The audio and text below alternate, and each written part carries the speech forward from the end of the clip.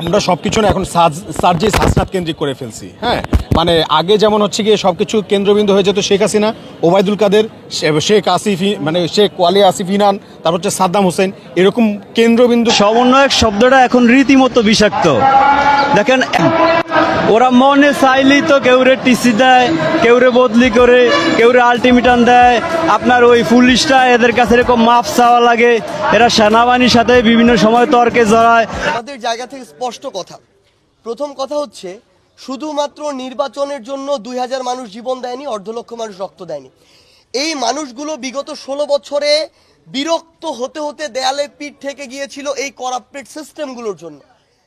আসসালামু আলাইকুম দর্শক, দেশ ও দেশের বাইরে থেকে যারা এই মুহূর্তে ভিডিওটি ওপেন করেছেন সবাইকে অসংখ্য অসংখ্য ধন্যবাদ। দর্শক, প্রথমেই আপনারা শিরোনাম দেখেছেন, এখন দেখবেন বিস্তারিতর প্রথম অংশেই আপনারা দেখেছেন এক পুলিশ ছাত্রলীগের এক নেতার সাথে যুদ্ধ বেঁধে গেছেন। পুলিশ হুঙ্কার ছেড়েছেন এতদিন পরে। তবে এই সব কিছুর কেন্দ্র মিলিয়ে বাংলাদেশে বর্তমান সমন্বয়কদের নিয়ে তোলপাড় সৃষ্টি হয়েছে।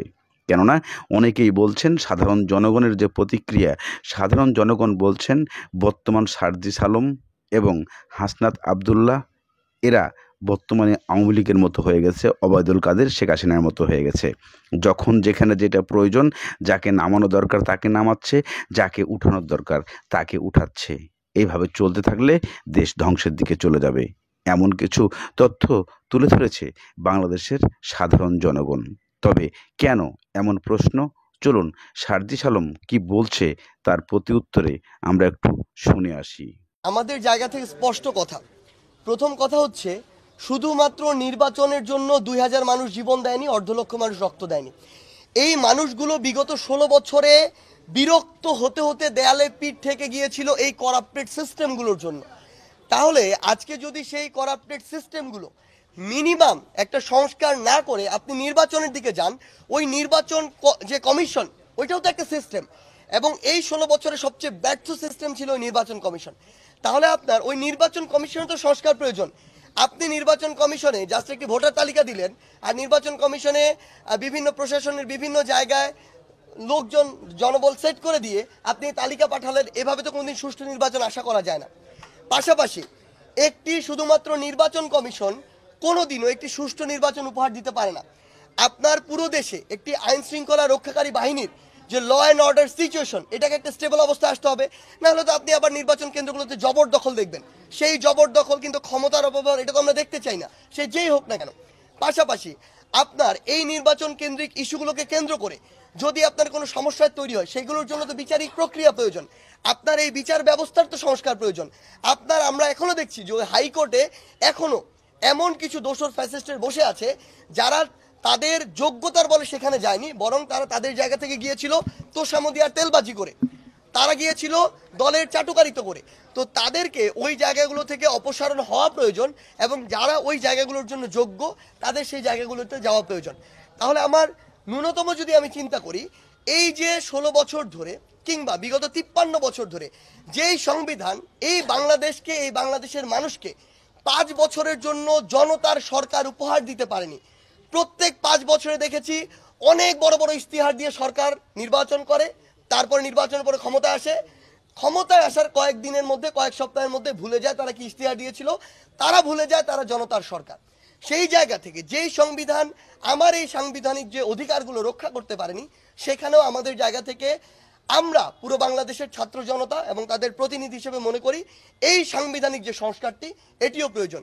এই যে গুরুত্বপূর্ণ, আমরা কখনোই বলছি না যে আপনার রাষ্ট্রের সবকিছু সংস্কার করে তারপরে নির্বাচনে যান।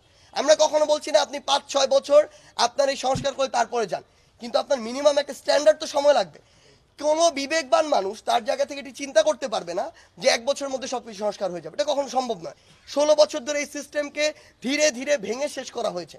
সেই জায়গা থেকে আমরা মনে করি এই যে সিস্টেমগুলো, যেগুলো একটি সুষ্ঠু নির্বাচনের সাথে সম্পৃক্ত, এই সিস্টেমগুলোর একটি যৌক্তিক সংস্কার হওয়ার পরই যত দ্রুত সম্ভব অন্তর্বর্তীকালীন সরকারের নির্বাচনের দিকে যাওয়া উচিত। দেখুন, এই অভ্যুত্থান কিছু লোক দিয়ে হয়নি। যেই ফ্যাসিস্ট হাসিনাকে 16 বছরে বাংলাদেশের নামি দামি বড় বড় দলগুলো মিলে এই বাংলাদেশে তার যে টনক সেটা বিন্দুমাত্র নড়াতে পারেনি। সেই শেখ হাসিনা কিছু লোকের জন্য এই দেশ ছেড়ে ভয়ে পালিয়ে যায়নি। পুরো বাংলাদেশের ছাত্র জনতা ঐক্যবদ্ধভাবে নেমেছিল বলেই এই অভ্যুত্থান ঘটেছে, শেখ হাসিনা পালিয়েছে। এই যে অন্তর্বর্তীকালীন সরকার, এটা 21 জনের সরকার না।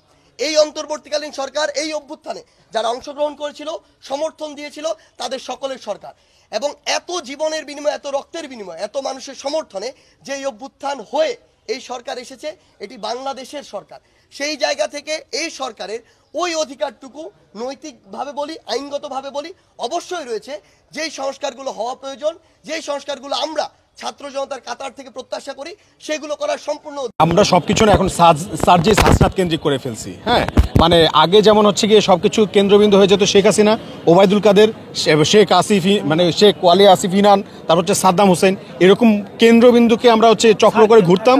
ঠিক আছে, এখন না চক্রটা হয়ে গেছে এরকম যে সবকিছু কেন্দ্রবিন্দু হচ্ছে গিয়ে এখন কারা, হাসনাত, সার্জিস, এরা তো ছাত্র ভাই, যেখানে যাচ্ছে সেখানে বলতেছে না আমার কাছে এটা কিছু না, আপনি একটা কাজ করেন, সমন্বয়কদেরকে ফোন দিয়ে আমাকে বলাই দেন। আরে অবাক করা বিষয়, তুমি ট্রিটমেন্ট দেওয়ার তুমি ডাক্তার, সেই জন্য হচ্ছে কি হাসনাত সার্জিসকে ফোন দিতে হবে? এখন স্টুডেন্ট সার্জিস হাসনাত ভাইয়ের হচ্ছে কি পড়াশোনা শেষ না, এদেরকে আমি স্টুডেন্ট বলছি না। ঠিক আছে, ওকে, স্টুডেন্ট আমি বলছি না, ওদের পড়াশোনা শেষ। আপনারা যদি এই যুক্তি দেন আপনি, ঠিক আছে, মানলাম। কিন্তু এরা তো আন্দোলনে হচ্ছে নেতৃত্ব দিয়েছে, এদেরও তো একটা লাইফ আছে, এদেরও তো জীবন আছে। 30 কোটি সমস্যার সমাধান কি হচ্ছে কি এখন হাসনাত আর সার্জিস করবে? আমাদের প্রত্যেকের দায়িত্বটা ঠিকমতো পালন করতে হবে, কিন্তু আমরা সেটা তো করতেছি না। যেখানে যাচ্ছে সেখানে বলতেছে না আমার কাছে এটা কিছু না, আপনি একটা কাজ করেন, সমন্বয়কদেরকে ফোন দিয়ে আমাকে বলাই দেন। আরে অবাক করা বিষয়, তুমি ট্রিটমেন্ট দেওয়ার তুমি ডাক্তার, সেই জন্য হচ্ছে কি হাসনাত সার্জিসকে ফোন দিতে হবে? তোমার এখানে প্রবলেমস হচ্ছে মানে থানায় অভিযোগ নিবা না, হাসনাত সার্জিসকে ফোন দিতে হবে? দায়বদ্ধতা কেউ নিতেছে না, কেউ দায়িত্ব নিতে চাচ্ছে না। কি একটা অবস্থা, দেশের ম্যাসাকার একটা অবস্থা। তো যদি হাসনাত সার্জিস এখন, তারা তো আমার বড় ভাই, তাদেরকে আমি চিনি, দেয়ার অনেস্ট, এটা I can feel them, they're honest. Nahid ভাই, বন্ধু আসিফ, মাহফুজ ভাই, আমার কেন যেন মনে হচ্ছে তারাও কোনো না কোনোভাবে একটা লুপের মধ্যে পড়ে গেছে, কোনো একটা ষড়যন্ত্র, কোনো একটা চাল, একটা গ্যাপ কোথাও না কোথাও আছে। আমাদের উচিত যে এখন তাদেরকে ওখান থেকে আগে বের করে নিয়ে আসা, তারপর হচ্ছে মানে প্রশ্নবিদ্ধ করে ওদেরকে হচ্ছে ডাউন করা। আপনারা রাগ করেন আর যাই করেন, আমাকে আপনাদের সামনেই আসতে হবে, আপনারাই আমার বৈধতা। আমি দুঃখ প্রকাশ করছি যে এই জুলাই বিপ্লবের অগ্রসৈনিক জগন্নাথ বিশ্ববিদ্যালয়ের শিক্ষার্থীদের এখনো রাজপথে থাকতে হচ্ছে। অবশ্যই এটা আমাদের ব্যর্থতা যে এখনো শিক্ষার্থীদের রাজপথ থেকে কেন দাবি আদায় করতে হয়। আমি আন্তরিকভাবেই আহ্বান জানাবো যে জগন্নাথ। এদিকে সার্জিস আলমের সেই বক্তৃতার সূত্র ধরে নতুন করে আবারও আবহাওয়া রনি, যাকে এই রনি চা বিক্রি করলো, যে রনি রেল লাইনের আন্দোলন করলো, সেই রনিও একই পথে হাঁটছেন সমন্বয়কদের নিয়ে। কিন্তু কেন সমন্বয়করা দেশের সব কিছু পালন করবেন, যেখানে অন্তর্বর্তীকালীন সরকার আছেন ডক্টর ইউনূস সাহেব, তাকে বাদ দিয়ে তাদের কথাই উঠছে বসছে, যখন খুশি পুলিশের সাথে দ্বন্দ্ব করছে, যখন খুশি সেনাবাহিনীর সাথে বিভিন্ন ধরনের আচরণ করছে। এমন পরিস্থিতিতে সাধারণ জনগণ, পুলিশ সবাই কি বলছেন, এমন তথ্য উঠে এসেছে যা আপনারা দেখলে অবশ্যই গা শিউরে উঠবে। কেননা সত্যি কি বাংলাদেশ সমন্বয়করা চালাচ্ছে? কেনই বা সাধারণ জনগণ সমন্বয়কদের প্রতি ক্ষেপে গেছেন? নাকি সমন্বয়কদেরকে এই আলোচনায় ফেলার জন্য আওয়ামী লীগের যারা নেতাকর্মী আছে তারা কাজ চালিয়ে যাচ্ছে? এই সব কিছু গুরুত্বপূর্ণ তথ্যকে কেন্দ্র করে আমরা সাধারণ জনগণের কাছে যেতে চাই। কি বলতে চাই সাধারণ রিকশাওয়ালা, শুনে আসুন। সমন্বয়ক শব্দটা এখন রীতিমতো বিষাক্ত। দেখেন, ওরা মনে চাইলেই তো কেউরে টিসি দেয়, কেউরে বদলি করে, কেউরে আলটিমেটাম দেয়। আপনার ওই পুলিশটা এদের কাছে এরকম মাপ চাওয়া লাগে, এরা সেনাবাহিনীর সাথে বিভিন্ন সময় তর্কে জড়ায়, এরা কেউরে তো মানুষই মনে করে না। আপনার সমন্বয়ক এখন রীতিমতো মনে হয় আলাদিনের প্রদীপ, এরা যা চায় তাই হয়ে যায়, বুঝছেন? এই সমন্বয়ক শব্দটা এখন আমাদের কাছে খুবই বিষাক্ত এবং ডেয়ারিং লাগে, ভালো লাগে না এই সমন্বয়কের রাজনীতি। দেখেন, বাংলা একটা প্রবাদ আছে যে খোঁজা দুধে ফোলাইন বাঁচে না। এই সমস্ত বর্তমানকালীন সরকার দিয়া দেশ মোটেও চলবো না। ওনার উচিত এখন ওই আপনার কোনো একটা উসিলা দিয়া দেশের হাল ছাইরা চলে যাওয়াটা। ওনার দ্বারা দেশ চালানো একেবারেই সম্ভব হইব না। উনি যদি ভদ্র আর জ্ঞানী লোক হন, উনি চলে যাওয়াটাই বেটার। যুক্তরাষ্ট্রের কোটা বা যুক্তরাষ্ট্রের ফোনে তো উনি এই জায়গায় আইছেন, আবার যুক্তরাষ্ট্রের কথাই উনি এখন দেখবেন চলে যাইতে হইব। দেখেন এটা একদম সত্য। উনি তো ডেমোক্রেটিক প্রার্থী হিলারি ক্লিন্টন আছে না, ওনার খুব ভালো বন্ধু, ওই জায়গায় ওনার কপাল ফুটছে। এখন প্রধানমন্ত্রী হয়েছে, হোয়াইট হাউসে যাইব নতুন করে ট্রাম্প, মানে রিপাবলিকানরা, অন্ত ওনার শুধু রেড অ্যালার্ট আসতে থাকবো। ওনার শুধু এখন দেখবেন নিষেধাজ্ঞা, আপনার স্যাংশন, সেনাবাহিনী, র্যাব সব কিছু নিষেধাজ্ঞা দিতেই থাকবে যুক্তরাষ্ট্র। বাইরে যুক্তরাষ্ট্রটা মাফিয়া, ওনার যুক্তরাষ্ট্রের ফোনে উনি এই জায়গায় আইছে, আবার যুক্তরাষ্ট্রের ফোনেই উনি ব্যাগ ছেড়ে যাইতে হইব। এই জন্য ভদ্রলোক যদি বোঝে যে যাইতে হইব, তাহলে কোনো একটা উসিলা দিয়ে উনি কিন্তু ওনার চলে যাওয়া উচিত, কারণ ওনার যাইতে হইব। দেখেন এই যে সমন্বয়কের কথাটা আমি আবার বলি, সমন্বয়ক আপনার যদি আপনি রাজনীতি বোঝেন বা যদি আপনার জ্ঞান থাকে, তাহলে আপনি বিশ্বাস করতে হইব যে বাংলাদেশে আওয়ামী লীগও বড় দল, বিএনপিও বড় দল, কিন্তু এই সমন্বয়ক আছে কোনো দলই দল না, সব এরা, মানে এরা পুরো বাংলাদেশটা লিড দিব। এরা বাংলাদেশের মা বাপ যা বলেন সবই এই সমন্বয়করা।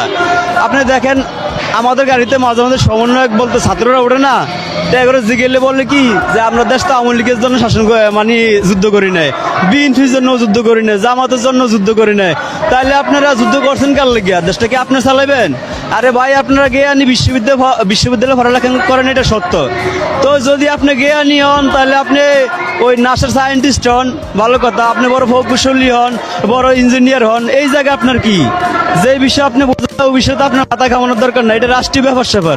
আপনি দেশের ঠিক আছে মুক্ত করছেন, এখন যারা দেশ চালাইতে পারে, দেশ চালাইতে সক্ষম, তারা দেশ চালাইবে। আপনার এই জায়গায় কি? আপনার চেয়ে জ্ঞানী লোক নাই এই দেশে? আপনি কি সবার বাপ মা?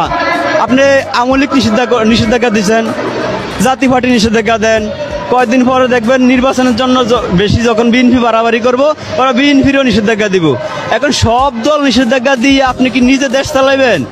আরে ভাই, আপনি তো মাছের রাঙ্গা, আপনি খাইবেন ছোট ছোট ফুটি মাছ, আপনি তো বোয়াল মাছ কোরাল মাছ লে ভালাভালি করে লাভ হইব না। এই হচ্ছে আমাকে সমন্বয়কের বর্তমান অবস্থা। দেখেন এই সমন্বয়করা এমন একটা সময় ভারতের কিছু না তো ভারতে যা অনেক জায়গা পাইছে, এই সমন্বয়করা ওই জায়গাও পাইব না। ছাত্ররা আন্দোলন করে আর রাষ্ট্রীয় যারা বড় বড় দায়িত্বে আছে তারা শুধু সাইন দেয়, মানে ওই আওয়ামী লীগের মতোই। দেখেন আপনি একজন বেনামাজি অন্য একজন বেনামাজির কোনোদিনও নামাজি বানাইতে পারে না, আগে নিজে ভালো অন্ত পরে আরেকজনের নামাজি বানাইতে যান। আওয়ামী লীগ মাফিয়া আপনারা কি? আপনারা তো মাফিয়া, আপনারা তো আওয়ামী লীগের খেলাতো ভাই। তো এই আপনি আওয়ামী লীগ যদি টেরিস্ট, আপনারা তো টেরিস্ট, আপনারা তো মাফিয়া, আপনারা তো স্বৈরাচারী। এমন কি আছে আওয়ামী লীগ করছে যেটা আপনারা করেন?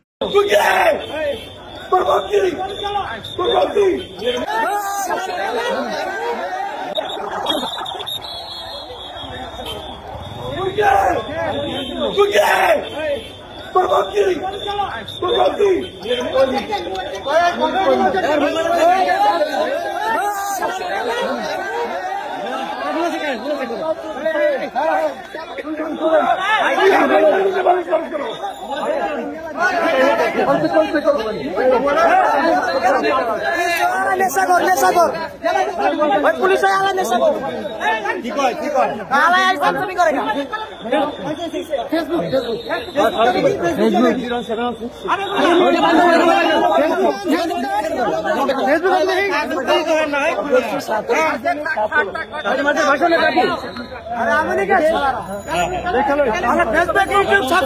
সব চেক করেন भैया गाली कौन गाली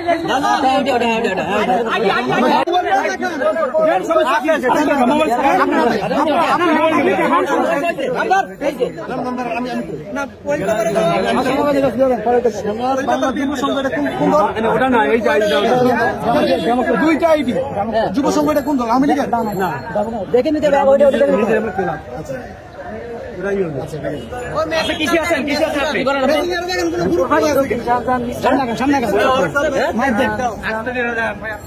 যুবলীগ ফেসবুক দিকে কিছু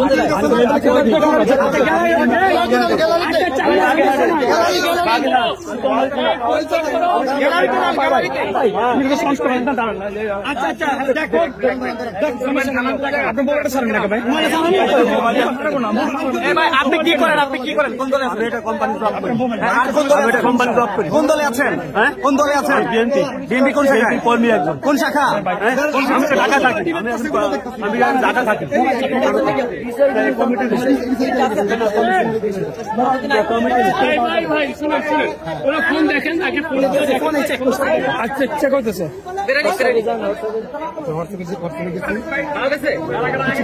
এখনো দুইটার মধ্যে কিছুই পাওয়া যায়নি। হোয়াটসঅ্যাপে গেছেন কে? আমার সব ফেসবুক না, আমি আমার আইডি দিল কেন? আমার আইডি বেশি কিছু দেখবো না, আমি বেশি কিছু দেখবো না। আর হচ্ছে মেসেঞ্জার গ্রুপটা দেখেন। এই মুহূর্তে আমার সব আচ্ছা দেখতেছে।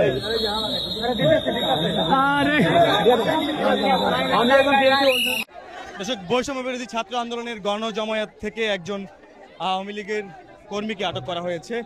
আমরা দেখছি তাকে কিন্তু বৈষম্য বিরোধী ছাত্র আন্দোলনের এবং ছাত্র জনতা মিলে তাকে কিন্তু গণপিটানি দিয়েছে এরই মধ্যে, এবং তাকে সেখান থেকে ধরে এনে রাস্তার পাশে তাকে নিয়ে আসা হয়েছে এরই মধ্যে, এবং ছাত্র জনতা তাকে কিন্তু গণধলাই দিয়েছে এরই মধ্যে, এবং পুলিশ এসেছে আমরা দেখছি তাকে নিয়ে যাওয়ার জন্য। এমনই দেখছি দর্শক, সকাল থেকেই ধাপে ধাপে কয়েকজনকে আটক করা হয়েছে এবং গণধলাই দিয়েছে।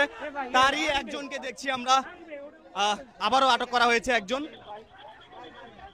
এরপর যে আরো একজন কর্মীকে আটক করে নিয়ে যাচ্ছে পুলিশ।